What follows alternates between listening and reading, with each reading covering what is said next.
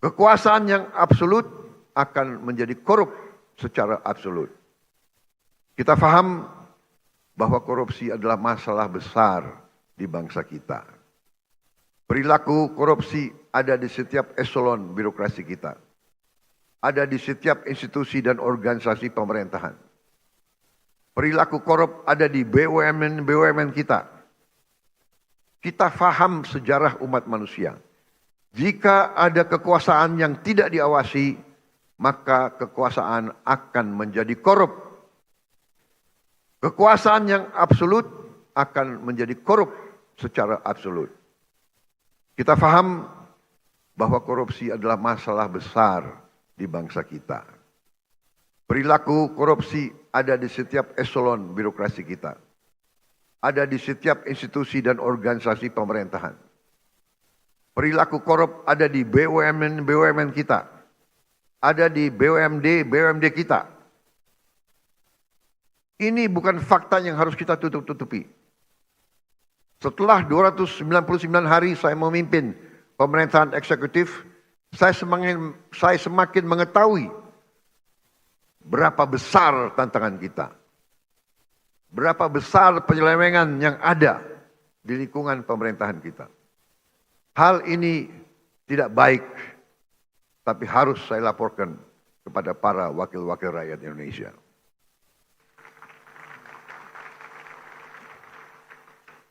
Dalam pidato pelantikan saya di sini, saya sampaikan, bangsa Indonesia harus berani melihat kekurangan-kekurangan sendiri.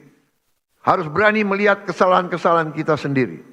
Harus berani melihat penyakit-penyakit yang ada di tubuh kita, agar kita bisa perbaiki kekurangan-kekurangan tersebut. Tanpa mau mengakui, tidak mungkin kita mampu memperbaiki. Saya disumpah untuk melaksanakan perintah Undang-Undang Dasar Republik kita. Karena itu, saya tidak ada pilihan lain selain memimpin upaya pemberantasan korupsi dan penyelewengan di semua lembaga eksekutif dan pemerintah. Itulah sebabnya pada awal tahun 2025 ini kami telah identifikasi dan telah selamatkan 300 triliun uang, 300 triliun rupiah dari APBN yang kami lihat rawan diselewengkan. Di antaranya anggaran perjalanan dinas luar dan dalam negeri yang begitu besar, anggaran alat tulis kantor yang begitu besar, dan berbagai anggaran yang selama ini jadi sumber korupsi dan sumber bacaan. Efisiensi ini diperintah oleh Undang-Undang Dasar kita, yaitu ayat 4 pasal 33 Undang-Undang Dasar Negara Republik Indonesia. 300 triliun rupiah kami geser untuk hal-hal yang lebih produktif dan langsung bisa dirasakan rakyat banyak. Majelis yang terhormat, sebagai Presiden Republik Indonesia, saya bertanggung jawab atas pemerintahan eksekutif. Saya berkewajiban menegakkan hukum demi keselamatan bangsa. Saat ini kita menghadapi realita terjadi kebocoran kekayaan negara kita dalam skala yang sangat besar. Kita mengalami suatu kondisi yang saya sebut net outflow of national wealth.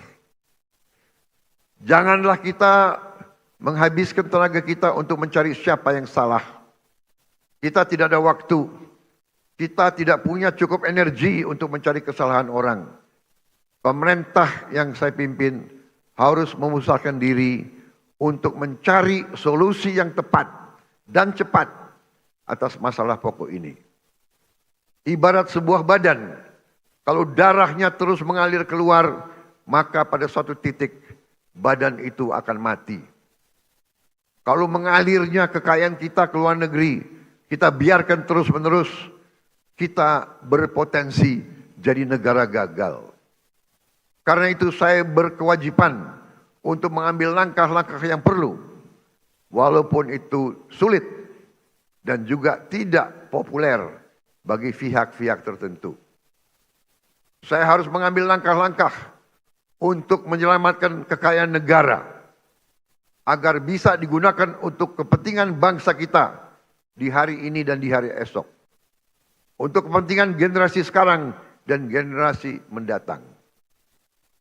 Terus terang saya katakan di sini di hadapan saudara-saudara sekalian, kalau kita konsekuen menjalankan apa yang telah dibuat oleh para pendiri bangsa kita, oleh Bung Karno, Bung Hatta, Bung Syahrir, Haji Agus Salim, tokoh-tokoh generasi 45, yaitu rancang bangun, blueprint negara, bagaimana negara harus dijalankan, yang semua sudah tertuang dalam Undang-Undang Dasar 1945. Saya yakin bangsa kita akan selamat. Undang-Undang Dasar 1945 harus kita pelajari. Undang-Undang Dasar 1945 janganlah menjadi mantra, janganlah menjadi slogan, hanya di bibir kita teriak-teriak terus. Undang-Undang Dasar 1945 adalah rancang bangun yang relevan, rancang bangun yang ampuh, rancang bangun yang nyata, dan rancang bangun yang operasional untuk kita gunakan. Saya melihat ada kecenderungan dari sebagian kaum elit Indonesia, sebagian orang-orang yang memandang dirinya paling pinter di republik ini. Mereka memandang bahwa pemikiran Bung Karno, pemikiran Bung Hatta, pemikiran generasi 45 tidak relevan lagi di zaman sekarang. Sudah kuno, sudah lawas untuk menghadapi tantangan abad ke-21.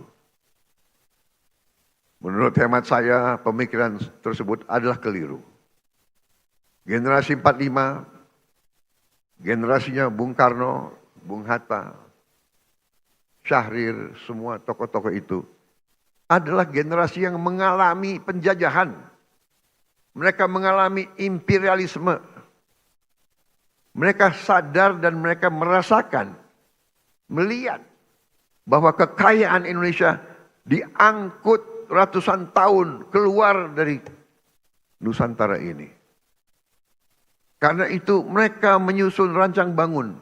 Mereka buat dokumen yang tidak terlalu panjang, tapi sangat eksplisit menjelaskan bagaimana kita harus laksanakan ekonomi kita dan demokrasi kita. Saya berkeyakinan apabila kita jalankan rancang bangun yang sudah dibuat oleh para pendahulu kita, kita akan jadi negara yang kuat.